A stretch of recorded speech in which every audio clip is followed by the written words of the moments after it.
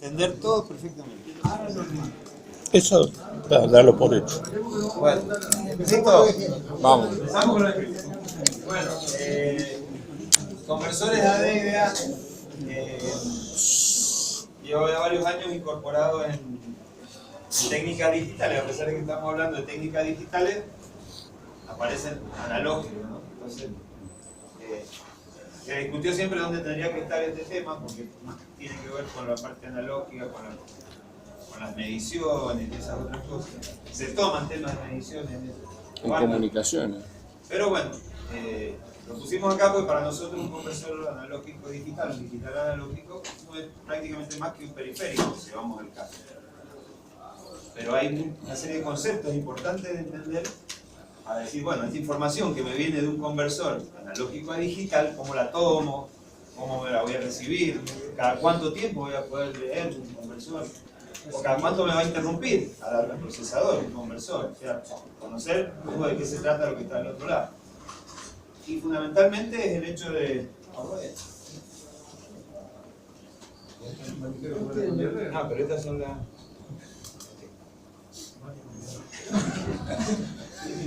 Así que bueno, por eso está dentro de esta materia y dentro de la reinserción se aplicó en el mismo lugar. Un poco la idea es ver cuál es el objetivo del tema, una introducción de qué se trata, tipos de conversores, ejemplos varios. Sí. Un poco el objetivo de la cátedra es que aprendamos sobre los conversores, las características, las virtudes y defectos, y sobre la posibilidad de interconexión a nuestro sistema con microprocesadores, de los que hemos estado hablando. El ingeniero en general es formar criterios de selección adecuados para un diseño concreto. En rigor, eso es lo que se les pide a todos los ingenieros, que diseñemos las cosas bien. Y ahí que se logre. Que no se nos caigan los aviones, que no se nos caigan los puentes, que no se nos cocine un bebé en una sala de... En un flote en los celulares. En un flote en los celulares. Eso es lo que nos pide. Que no falle una mochila. Que no falle. Claro. Bueno, pero si no medimos bien la cantidad de combustible, pues podemos tener problemas. Tenemos que medir. ¿Dónde están estos temas que vamos a ver? Bueno, un poco hay toda una cuestión filosófica y se han hecho de antaño se han hecho gráficas de lo que significa nuestro mundo real, o sea, donde estamos metidos. Bueno, el mundo real se producen fenómenos de todo tipo que son lineales, son analógicos, no hay fenómenos, hay muy pocos fenómenos sí no. Un poco vamos a siempre la broma. Suerte no hay mujeres. El tema de los colores, qué sé yo, para nosotros los colores de los hombres son prácticamente los del arco iris y alguno más, las mujeres ven otros colores, azul Francia. Pero la realidad es esa, o sea, la realidad es de las mujeres, que hay muchos colores más, no hay 7 colores del arco iris y se acabó. Francia, verde calino, marfil. Entonces un poco el tema es que la realidad la realidad del mundo físico tiene fenómenos que en realidad son prácticamente todos lineales, o sea, no hay blancos y negros, sino hay grises y hay otros matices, ¿no? Entonces eso es un poco el mundo real.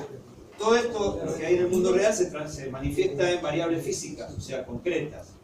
O sea, la física estudia qué cosas representan a cada uno de esos fenómenos que hay. Nosotros lo que vamos a hacer es una medición analógica de esos fenómenos, de esas variables físicas. La vamos a meter a través de un conversor, ahí está ubicado lo que vamos a estudiar. Lo vamos a tratar digital y vamos a obtener respuestas digitales, porque dentro de lo digital es como que tenemos muchísima más capacidad de resolver, porque basta que con nuestra cabeza decidamos qué queremos hacer con los datos que recibimos, podemos guardarlo, almacenarlo, mostrarlo, y de ahí tomar decisiones, todo lo que hace nuestra computadora, lo que hemos hablado. La máquina puede decidir, ok, si es negativo va para allá, si no es negativo va para acá.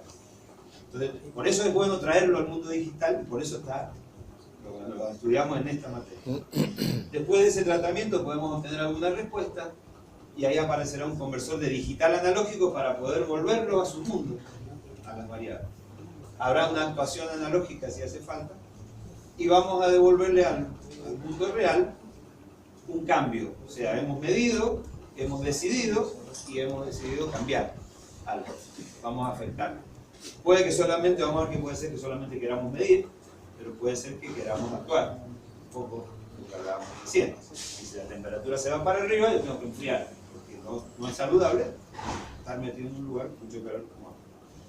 Así que vamos a tratar de estar poco tiempo. Dentro del mundo real, los fenómenos podemos, sí, a modo de ejemplo fácil, el calor, el viento, el ruido, el sonido, el movimiento, la inercia, la luz, la electricidad, el sabor, el olor, todas esas cosas son fenómenos del mundo real que pueden apreciarse y se los representa con lo que llamamos las variables físicas, la temperatura, la humedad, no tan totalmente relacionadas la de arriba con la de abajo, pero más o menos hay esa relación. Calor tiene que ver con la temperatura, bueno, viento, ruido, la presión, la frecuencia, la luminosidad, la acidez. Todas esas cosas se pueden medir, son variables físicas que nos representan las cosas que pasan en el mundo. Y la medición analógica, ahí empezamos a trabajar los electrónicos, vamos a tener que ver nosotros. Tenemos que hacer algo que traduzca, que diga esto es una presión, esa presión se representa por algo al eléctrico. Tenemos que traerlo a lo eléctrico porque tenemos que llevarlo a lo digital, que es el eléctrico. Entonces, bueno, los traductores se encargan de que lo físico se transforme en eléctrico de alguna manera. Aparecen conceptos como el muestreo, porque las variables estas de las que estamos hablando puede ser que estén quietas o que duren mucho tiempo, o sea, una temperatura no varía grandemente de un segundo al siguiente, pero otras cosas sí. Pues, entonces, ¿qué tenemos que hacer para poder medirlas de alguna forma? Dejarlas quietas un instante, sacarle una foto y decir, ahora vamos a medir. Se habla de normalización, o sea, de tener grandes rangos posibles de valores eléctricos. Una termocupla entrega milivoltios, o una termoresistencia no entrega valores en ohms, variados, o sea, depende de cuál es el transductor, con qué cosa medimos, nosotros podemos obtener valores eléctricos totalmente arbitrarios. Entonces hablamos de normalizar. Normalizar significa llevarlo a un campo en donde cualquier variable física pueda ser representada por los mismos valores siempre, independientemente de qué midamos. Entonces aparecen normas como el 420 mA, típico en la industria. Hay traductores que directamente me entregan una señal entre 4 y 20 mA, vamos a ver qué significa entre 4 y 20 mA. Pero mida presión, temperatura, velocidad del aire o lo que yo quiera, a mí me entrega un valor entre 4 y 20 mA. Eso me permite trabajar del lado de la conversión con valores muy acotados y que hacen que yo pueda meterle todas las pilas a resolver el problema de la conversión en un rango siempre acotado, independientemente de lo que me quieran vender, o sea, independientemente del valor que me quieran entregar, la variable física que me quieran mostrar, yo la trabajo en una zona muy acotada. Pero vamos a ver que la parte analógica en general es bastante más delicada, bastante más cara en cuanto a componentes eléctricos. Entonces cuando uno se dedica a eso hay que hacerlo bien. Es bueno que me traigan los valores normalizados para que yo siempre sepa que voy a trabajar dentro de un rango y entonces me dedico al máximo a resolver los problemas analógicos en ese conversor, lo vamos a estudiar, el tratamiento digital y la respuesta. Ahí tenemos dos tratamientos digitales posibles que podemos hacer dentro de nuestro campo. Lo que es la medición solamente, o sea, es mostrar, representar qué es lo que estamos midiendo y en qué valor está. Entonces ahí hay una serie de opciones dentro de la medición, solamente visualizar, en números digitales, en barras, en lo que nosotros queramos representarlo, procesar, si hay que cambiar de escala, si hay que verificar, si hay que ajustar un sensor que, por ejemplo, no es lineal y yo tengo que linealizarlo, lo trabajo de digital. Una presentación, la presentación, ¿a qué se refiere? La presentación se refiere a mostrarlo en su variable de ingeniería, que así se llama. O sea, si yo voy a mostrar una temperatura, la tengo que mostrar en grados, centígrados Fahrenheit, pero en grados. Y el que la va a recibir solamente le interesa la temperatura, no ve que adentro hubo una conversión, que pasó por nada, solamente la ve. El médico ve no sé, pulsaciones por minuto del corazón. Él no sabe que es una frecuencia para nosotros. Él ve pulsaciones por minuto y es lo que entiende. Es lo que entiende. Y así lo demás, ¿no? Cualquiera de las cosas que se me ocurra medir, el pH. Y bueno, está en la bodega, le interesa el pH y es un número que él conoce y sabe lo que es. Para nosotros es otra cosa. Medir una acidez a través de un sensor determinado, lo hemos convertido en tensiones y las tensiones las hemos pasado por un conversor y se las mostramos en una pantalla, un display en pH. Y él entiende pH, no entiende otra cosa. Entonces eso es la presentación, un poco almacenamiento y el análisis. El almacenamiento y el análisis es lo que permite justamente, es bueno que el ingeniero sea analista, ¿no? O sea, yo guardo los valores y veo qué pasa, claro, veo cómo se porta. Gracias al almacenamiento y al análisis nosotros sabemos, qué sé yo, que los niveles que las temperaturas han ido creciendo con el tiempo, por ejemplo. ¿Por qué? Y porque hay gente que se le ocurrió guardar la información de temperatura de todos los lugares donde se mide en el mundo. Entonces, bueno, mirá, hay un calentamiento global. O sea, haber guardado la temperatura o haberlas visto nada más y no darle bolilla, no analizar nada, hoy ¿hace más calor o no? Esto nos puede decir, no, sí hace más calor. Claro, entonces el almacenamiento sirve. Y el análisis tiene que ver con eso, a ver, ¿cómo se comporta? La actuación es la segunda parte, es decir, a ver, tomo decisiones respecto a los valores que estoy mirando. Esos valores que he medido, de alguna manera, en digital me permiten tomar decisiones. ¿Es negativo o es positivo? ¿Es mayor o es menor? ¿Hago arrancar el aire acondicionado o no lo hago arrancar? ¿Humidifico más dentro del vivero o no? O sea, todas esas cosas son actuaciones sobre el medio. Nos dan alarmas. Si se me bajó la temperatura más de la cuenta en la incubadora del bebé, tengo que ver qué está pasando. Si, ¿está bien? Se me bajó la cantidad de combustible del avión, tendría que tener una alarma. Entonces, todo ese tipo de cosas sirven. Eso es la actuación sobre el medio. Procesamiento, presentación, almacenamiento, lo mismo. O sea, todo lo que yo hice actuando sobre la variable, lo puedo también guardar y también analizar. Si yo, el año pasado, abría la válvula mariposa de la turbina que maneja un generador de energía, para tanto megavatios abría un 20%, y este año estoy abriendo un 32% para que genere la misma potencia, algo le está pasando a la turbina, hay algo que no está rindiendo igual. Entonces analizar la actuación que yo hago sobre el medio también es importante. Por eso decimos que hay dos tratamientos principales. La medición por un lado, puede ser lo único, o la actuación, o sea, cómo actué, cómo hice, o cómo compensé los problemas que tuve en el medio. Bueno, el conversor digital analógico es el que devuelve de alguna manera las variables a su mundo, y ahí en las actuaciones tenemos toda una serie de opciones también. Típicamente hay actuadores analógicos que también están normalizados dentro del campo de la industria. O sea, la válvula mariposa que decíamos recién le permite el ingreso de agua a la turbina, la puedo tener un actuador arriba que me hace que abra el 20%, el 25%, el 30%, el 100%, el 80%. Eso es la actuación analógica. También puede haber elementos físicos que convierten, amplificadores, y si no, el típico on-off. Prendo y apago. El más básico nuestro, que lo digital es la fenómeno.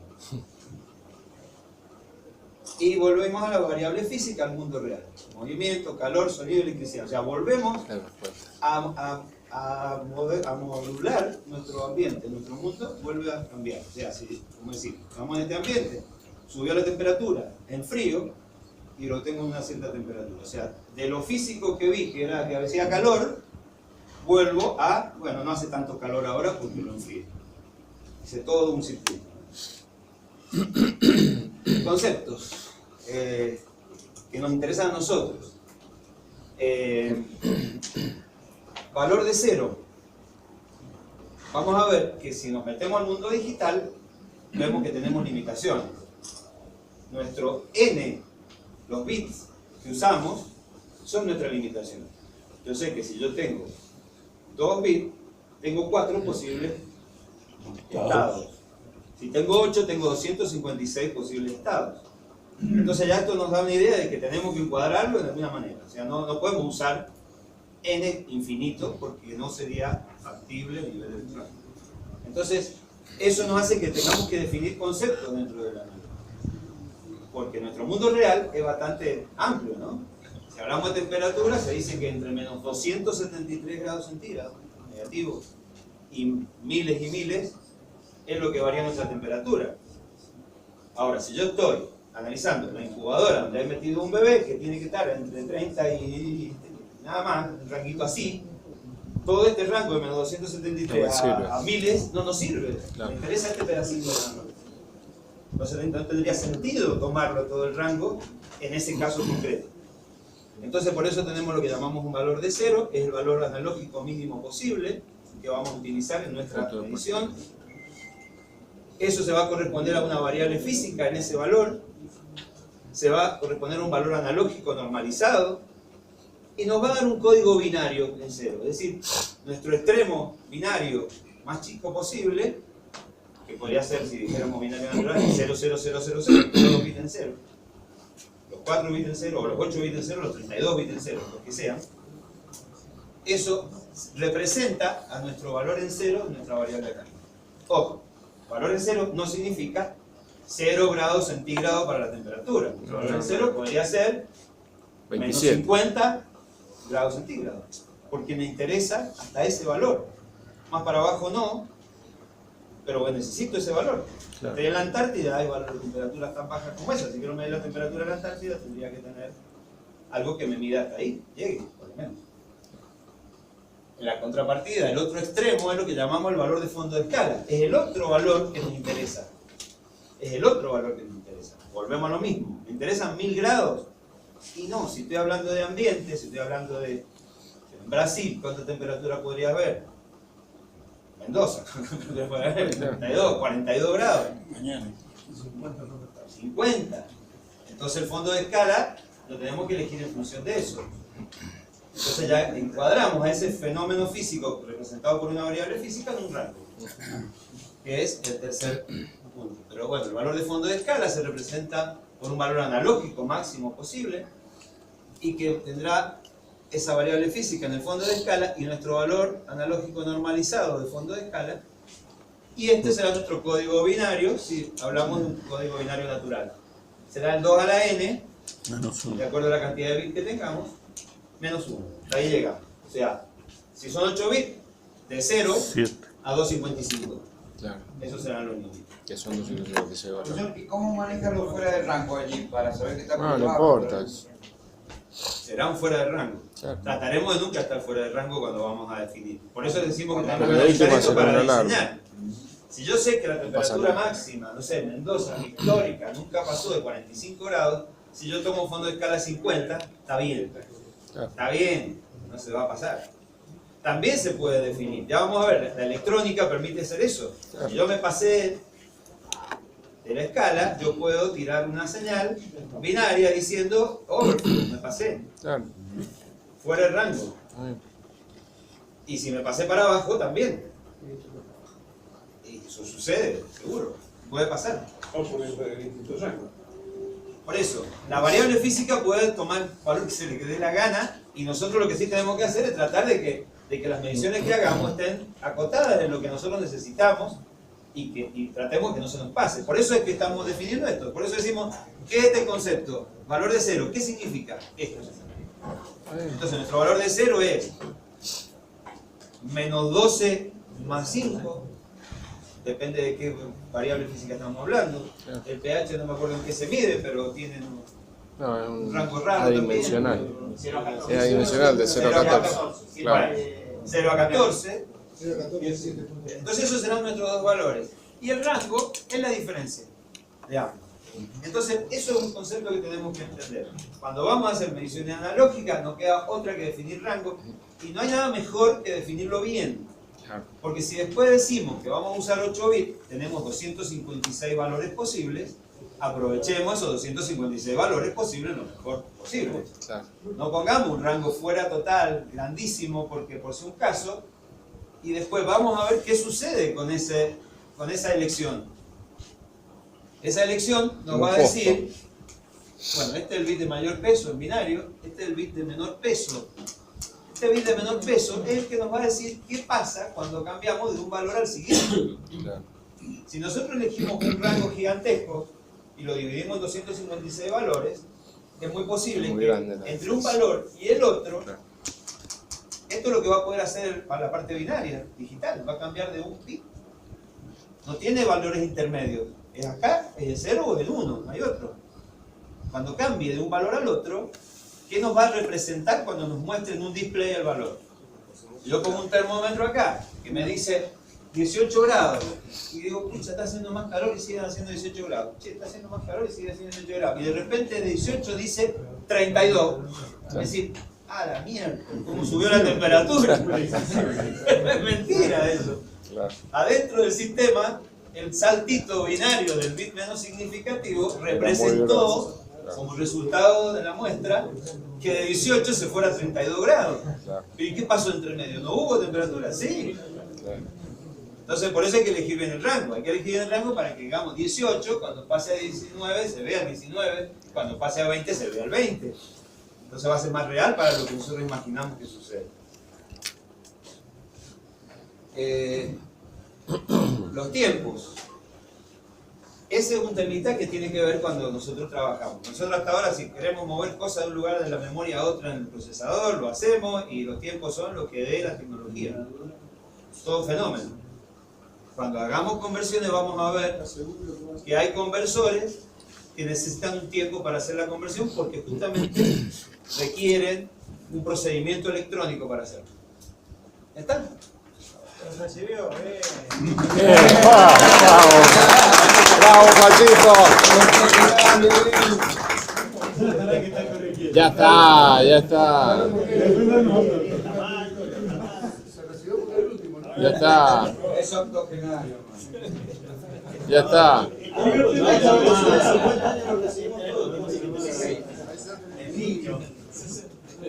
Ya está. ¿No penséis? Sí. 8.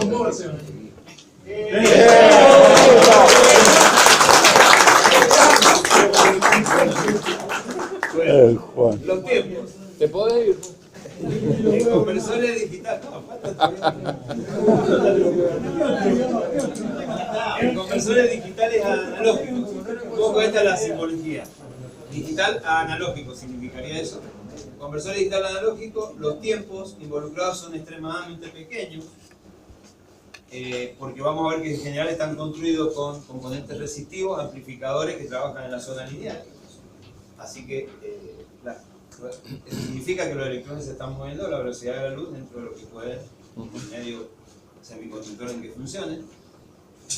Y los componentes digitales que se agregan, eso sí tienen algún tiempo. Bueno, dependerá de la tecnología que usemos. Si usamos una tecnología muy rápida, vamos a estar en el orden de los nanosegundos. Entonces, prácticamente podemos decir que los conversores digitales analógicos es como que no agregan tiempo a la respuesta del sistema. Es como que casi no lo tengo que tener ni en cuenta. Un sistema donde tengo un programa que genera una señal para comandar algo. Por supuesto, afuera habrá otro resto de cosas. Habrá una inercia, habrá una demora en surtir efectos.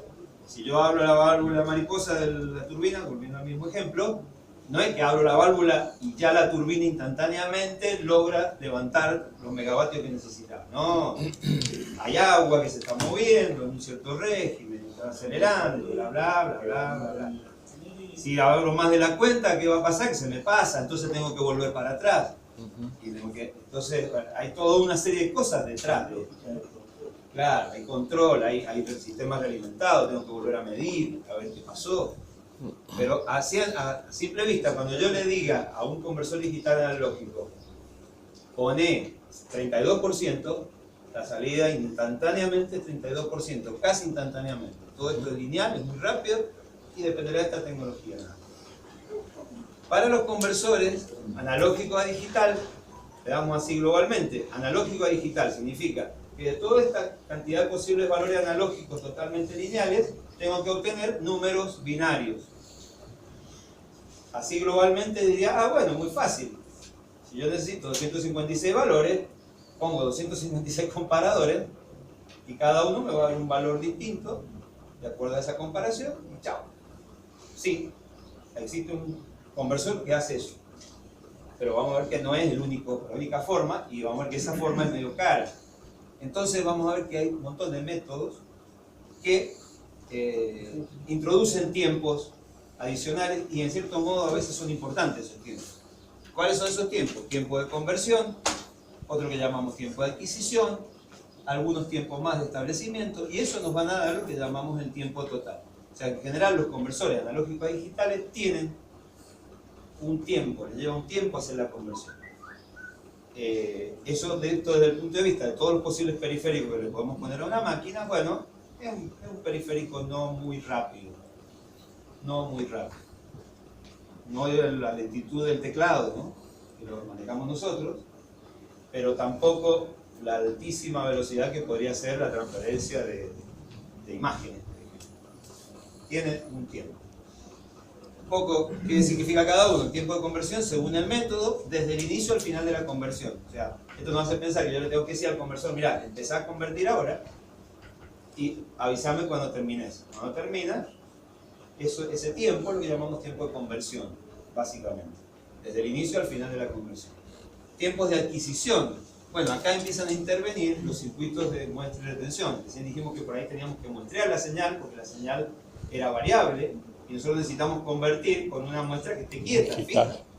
Bueno, durante todo el tiempo de conversión. Bueno, esos tiempitos se van agregando al sistema.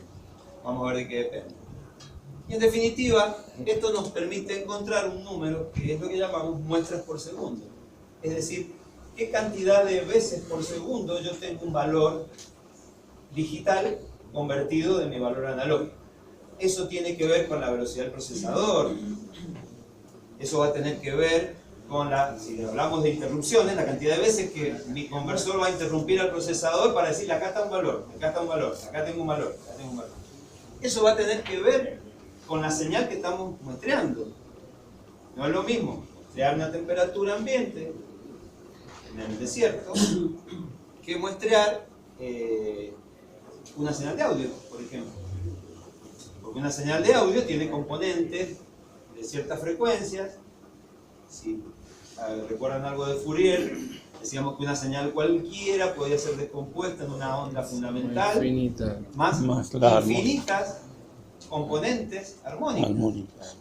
Eso significa que si yo quiero reproducir de nuevo esa señal completa, tengo que poderle tomar muestras a todas esas infinitas señales.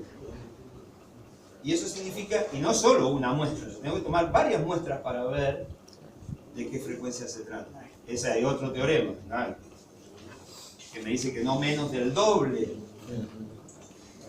No menos del doble de la misma frecuencia presente en una onda. O sea, si hablamos del audio, si es audio para telefonía, tranquilo, porque bueno, con 4 kHz muestreamos a 8, muestreamos a 10 y ya está. Pero 10 significa 10.000 muestras por segundo. O sea que nuestro sistema tiene que ser capaz de poder muestrar 10.000 veces por segundo. Entregarme un valor digital 10.000 veces por segundo. Eso es lo que me va a exigir a mi procesador. Porque yo tengo que procesar eso. O guardarlo. No hablemos del video. El video es mayor. No hablemos de señales cercanas a la velocidad de la luz. Rayos cósmicos y otros bichos. Hay que mostrarlo a velocidades que están cerca de la velocidad de la luz. O sea, los componentes electrónicos que trabajan a la velocidad de la luz están muestreando casi a la velocidad con que se mueve la señal.